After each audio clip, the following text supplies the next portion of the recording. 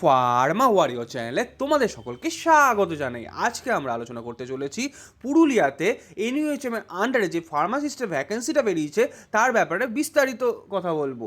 কি ভ্যাকেন্সি রয়েছে, কি এলিজিবিলিটি ক্রাইটেরিয়া রয়েছে, কিভাবে মার্কস ক্যালকুলেশন হবে আর কিভাবে অ্যাপ্লাই বা করতে হবে, সমস্ত কিছু ক্লিয়ার করবো কিন্তু আজকের ভিডিওর মাধ্যমে। তো তোমরা যদি ফার্মাস চ্যানেলে নতুন এসে থাকো তাহলে কিন্তু অবশ্যই ফার্মাস চ্যানেলের সাবস্ক্রাইব বাটনটাকে ক্লিক করে ফার্মাসের মেম্বার হতে ভুলে যেও না, কারণ এখানে দেওয়া হয়ে থাকে regular job update, regular notification update, সঙ্গে ক্যারিয়ার গাইডেন্স, সব কিছু একই সাথে একই প্ল্যাটফর্ম আন্ডারে পাওয়ার জন্য অবশ্যই কিন্তু চ্যানেলটিকে সাবস্ক্রাইবটা করে দিও। তো চলো শুরু করা যাক আজকে ভিডিও। তো শুরু করার জন্যই আমি ফার্স্টেই নিয়ে চলে এসেছি সেই নোটিফিকেশনটাতে, যে নোটিফিকেশনের মাধ্যমে তোমাদেরকে আজকে শেয়ার করবো যে ফার্মাসির যে ভ্যাকেন্সিটা বেরিয়েছে সেই ভ্যাকেন্সির ব্যাপারে। তো তোমরা দেখতেই পাচ্ছ, office of the chief medical officer of health মানে সিএমওইচ অফিস থেকে, পুরুলিয়া সিএমওইচ অফিস থেকে নোটিফিকেশন জারি করা হয়েছে, যেটা বেরিয়েছে 26 তারিখে।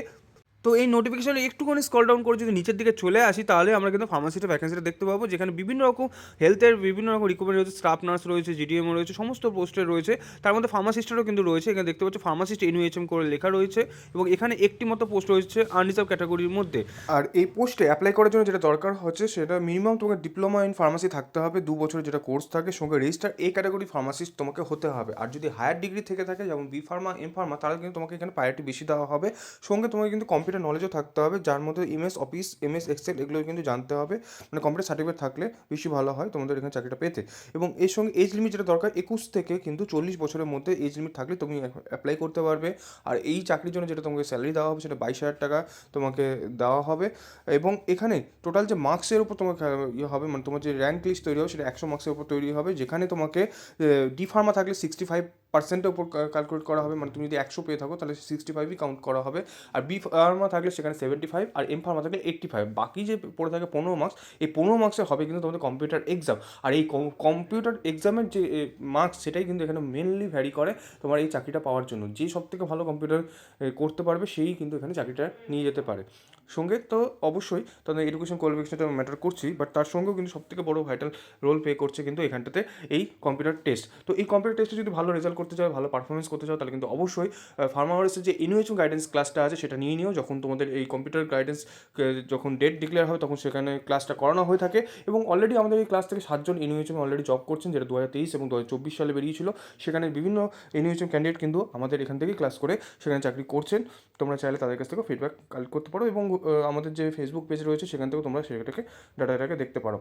তো এরপর আমরা যেটা আলোচনা করবো সেটা হচ্ছে এখানে অ্যাপ্লাই করার ডেটটার ব্যাপারে। তো এখানে অ্যাপ্লাই করার ডেট কবে থেকে কবে চলছে সেটার ব্যাপারে।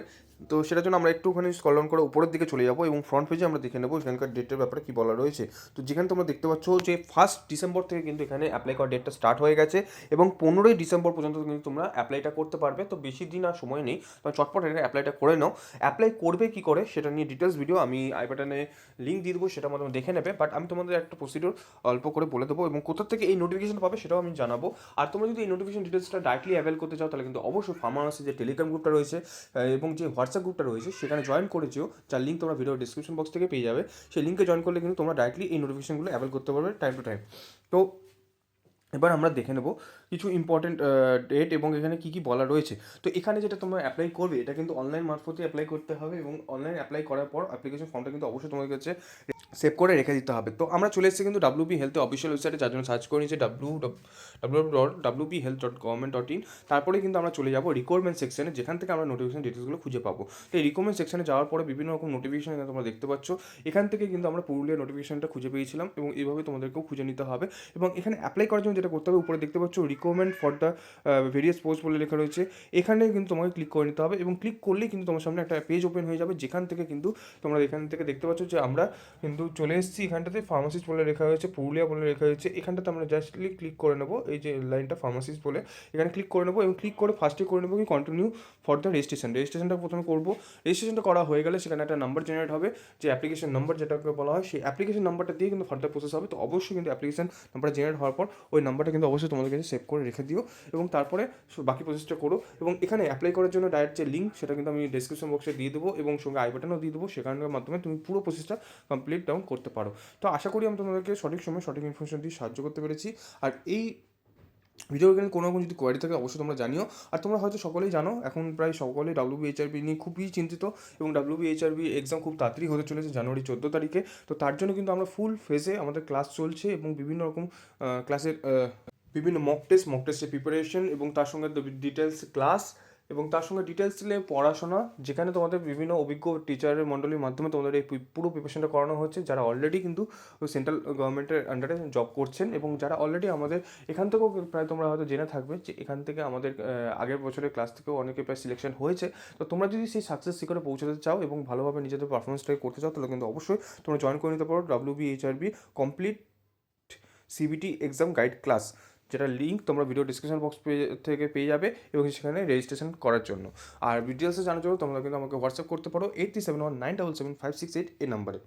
তাহলে আজকের ভিডিওটা আমরা এখানেই শেষ করব। তোমরা যারা এখনও ফার্মাসকে সাবস্ক্রাইবটা করোনি, তাহলে অবশ্যই সাবস্ক্রাইবটা করে দিও, কারণ তোমাদের একটা সাবস্ক্রিপশন আমাদের অনেকটা মোটিভেশন যোগায় এবং আরও ভালো ভালো ভিডিও আনার কিন্তু চেষ্টা আমরা করে যাই। আর এই ভিডিও সংক্রান্ত কোনো রকম যদি কোনো কোয়ারি থাকে, অবশ্যই তোমরা কমেন্ট করো। আর তোমরা কী ধরনের ভিডিও চাও সেটা অবশ্যই কমেন্ট করে জানিও। তোমাদের কমেন্টের উপর বেস করে কিন্তু আমরা ভিডিও আনার চেষ্টা করে যাবো।